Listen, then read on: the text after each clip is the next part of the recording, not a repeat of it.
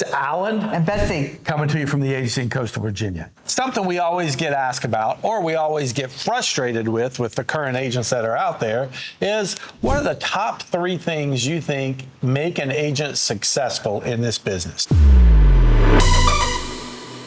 So, number 1, work ethic.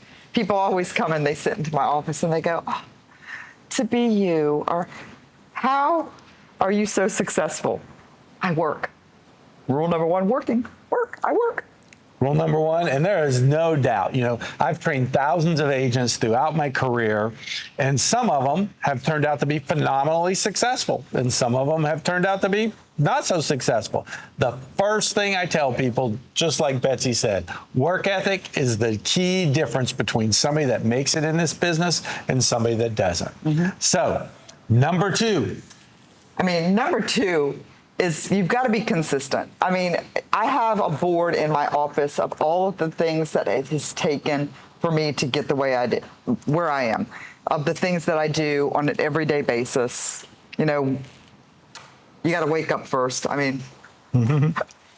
Some people wake up, they go to the gym.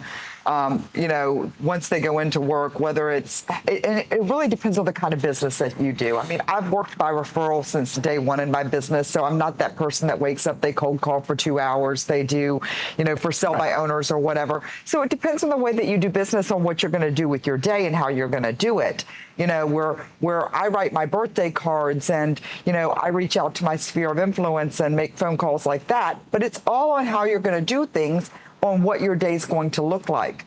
But you have to be consistent in your day. Consistency applies to every part of life. I tell people, if you see the difference between somebody that loses weight and gets in phenomenal shape, it's because they all of a sudden decided to get consistent and go to the gym a certain number of days or watch their diet every day. You can't do it hodgepodge. Financially, if somebody really wants to save money, they agree, say, okay, I'm going to put this much out of every paycheck or this much every week. They have to get consistent with it. Real estate is no different. There are days, you ever have a day you don't feel like working? Yeah, a lot of them these days. I've got days I do not want to come to this office, but you know what? I come to the office every single day. I focus on what needs to be done. I know that if I get my top 3 things done every day, the day's going to turn out good no matter what. I got something done. I kept going at it and kept making it work. So, Next thing.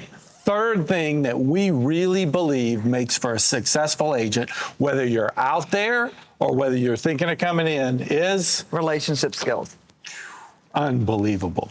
One of the things, and I say about this with Betsy, it's she never meets somebody she doesn't know, but I mean that in that she's going to get to know somebody everywhere we go. My daughter and I, sometimes we're like, oh, there she goes again.